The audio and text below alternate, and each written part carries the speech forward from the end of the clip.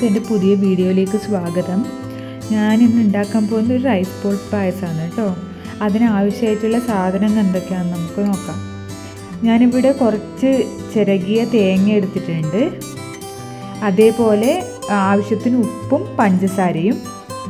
പിന്നെ എടുത്തിട്ടുള്ളതെന്ന് വെച്ച് കഴിഞ്ഞാൽ കുറച്ച് ഏലക്കായും 2-3 ഏലക്കായും അതേപോലെ കുറച്ച് നല്ല ജീരകം കൂടി ചതച്ചെടുത്തിട്ടുണ്ട്. നിങ്ങളുടെ ഇഷ്ടത്തിന് വേണമെങ്കിൽ അത് പൊടിച്ചെടുക്കാം.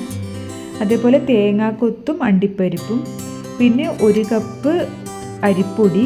ഞാൻ കുറച്ച് അരിപ്പൊടി ഇവിടെ മാറ്റി വെച്ചിട്ടുണ്ട്, അത് ലാസ്റ്റ് നമുക്ക് ആവശ്യം വരും. അതേപോലെ നെയ്യ്, പിന്നെ വേണ്ടുന്നത് ശർക്കരപ്പാനി. ഞാനിവിടെ ഓൾറെഡി ശർക്കര പാനി ആക്കി വെച്ചിട്ടുണ്ട്. നിങ്ങളുടെ മധുരത്തിനനുസരിച്ച് എത്ര ശർക്കര വേണ്ടതെന്ന് വെച്ചാൽ അതിനനുസരിച്ച് എടുത്ത് പാനിയാക്കി വെക്കുക. ചില ശർക്കരയിൽ കരടും കാര്യങ്ങളൊക്കെ ഉണ്ടാവും, അതുകൊണ്ടാണ്. നമുക്ക് കുക്കിങ്ങിലേക്ക് പോവാം. ആദ്യം ഒരു പാത്രം എടുത്ത് അതിൽ 1.5 കപ്പ് വെള്ളം ഒഴിക്കുക. ഞാൻ നേരത്തെ എടുത്ത് വെച്ച പഞ്ചസാരയും ഉപ്പും ഇത് ഓൾറെഡി ഇട്ടിട്ടുണ്ട്. ഇനി ഇതൊന്ന് തിളച്ച് വരുമ്പോഴാണ് നമുക്കിതിലേക്ക് അരിപ്പൊടി ഇടേണ്ടത്. ഇത് തിളച്ച് വന്ന് തുടങ്ങി. അപ്പോൾ നമുക്കിതിലേക്ക് എടുത്ത് വെച്ചിട്ടുള്ള അരിപ്പൊടി ഇട്ട് കൊടുക്കാം. അരിപ്പൊടി ഇട്ട് കൊടുക്കുമ്പോഴത്തേക്ക് തീ സിമ്മിലാക്കാൻ നോക്കുക. എന്നിട്ടൊരു 2-3 മിനിറ്റ് ഒന്ന് ഇളക്കി കൊടുക്കുക. ഇളക്കി കൊടുത്തതിന് ശേഷം ഗ്യാസ് ഓഫ് ചെയ്ത് ഇതൊരു 5-10 മിനിറ്റ് അടച്ച് വെക്കണം. 5-10 മിനിറ്റ് അടച്ച് വെച്ചതിന് ശേഷം ഇളം ചൂടിലാണ് ഇത് നമുക്ക് കുഴച്ചെടുക്കേണ്ടത്. ഇപ്പം നമ്മൾ അരിപ്പൊടി ഏകദേശം ആയിട്ടുണ്ട്. ഇനി ഇത് അടച്ച് വെച്ച് കുഴച്ചെടുക്കണം. ഞാനിപ്പം കുഴച്ചെടുത്ത മാവാണ് ഈ കാണുന്നത്.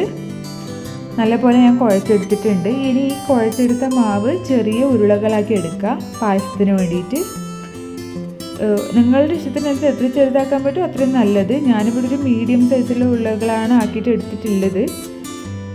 ഇനി ഈ ഉരുളകൾ നമുക്ക് കുക്ക് ചെയ്തെടുക്കണം. ഓൾറെഡി ഉരുളകൾ നമ്മൾ കുക്ക് ചെയ്തത് കൊണ്ട് അത്ര വേവിൻ്റെ ആവശ്യം വരുന്നില്ല. ഇനി നമുക്കൊരു പാത്രത്തിൽ കുറച്ച് വെള്ളം എടുക്കുക. ഇനി അത് തിളച്ച് വരുമ്പോൾ നമ്മൾ ഉരുളകളാക്കി വെച്ചിട്ടുള്ള അരിയുണ്ട അതിലോട്ട് ഇട്ട് കൊടുക്കുക.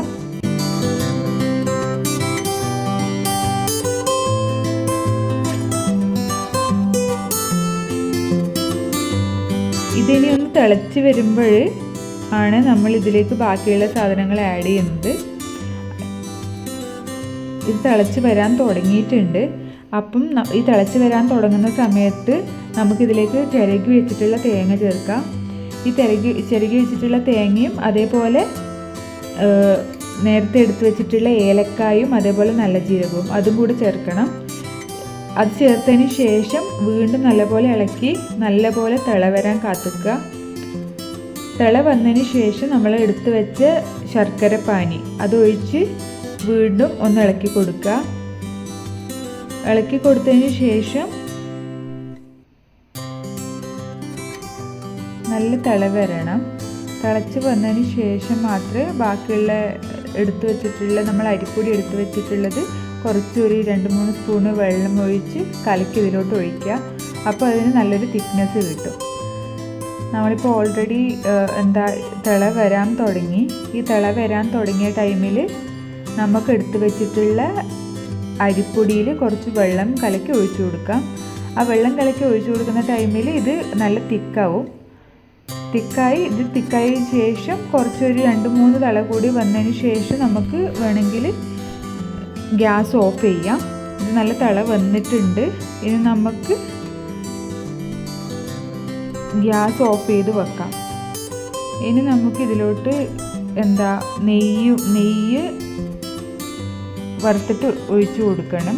അതിന് കുറച്ച് 2-3 സ്പൂൺ നെയ്യ് എടുക്കുക.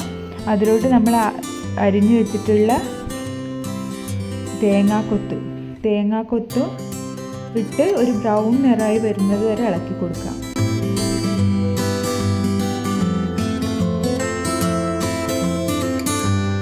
ലൈറ്റ് ബ്രൗൺ നിറം ആവുന്നത് വരെ ഇളക്കി കൊടുത്താൽ മതി. ലൈറ്റ് ബ്രൗൺ ആയി വരുമ്പോൾ നമുക്കതിലോട്ട് എടുത്തു വെച്ചിട്ടുള്ള അണ്ടിപ്പരിപ്പ് ഇട്ട് കൊടുക്കണം.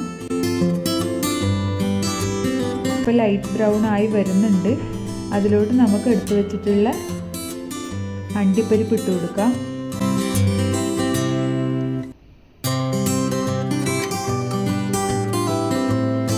ഇതിപ്പോൾ ആവശ്യത്തിന് ബ്രൗൺ നിറമായി വന്നിട്ടുണ്ട്. ഇനി ഇത് നമുക്ക് ആക്കി വെച്ച് പായസത്തിൻ്റെ മുകളിലോട്ട് ഒഴിച്ചു കൊടുക്കാം. ഒഴിച്ചു കൊടുത്തതിന് ശേഷം നല്ലപോലെ ഒന്ന് ഇളക്കി യോജിപ്പിക്കുക. നെയ്യും എല്ലാ തേങ്ങാക്കൊത്തും അണ്ടിപ്പരിപ്പൊക്കെ എല്ലാ ഭാഗത്തും എത്തുന്ന രീതിയിൽ നല്ലപോലെ ഒന്ന് ഇളക്കി യോജിപ്പിച്ച് കൊടുക്കുക. അപ്പോൾ കാണാൻ പറ്റും നല്ലപോലെ പായസം തിക്കായി വന്നിട്ടുണ്ട്. നല്ലപോലെ ഇളക്കി യോജിപ്പിച്ച് കൊടുക്കുക.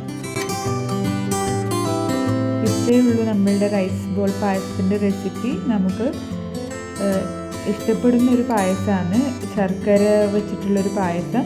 അപ്പോൾ എല്ലാവർക്കും ഇന്നത്തെ വീഡിയോ ഇഷ്ടമായി എന്ന് വിചാരിക്കുന്നു. എല്ലാവരും ട്രൈ ചെയ്ത് നോക്കുക. ഇഷ്ടമായാൽ ലൈക്കും സബ്സ്ക്രൈബൊക്കെ ചെയ്യുക. അപ്പം ബൈ ബൈ, നെക്സ്റ്റ് വീഡിയോയിൽ കാണാം. ടാറ്റാ.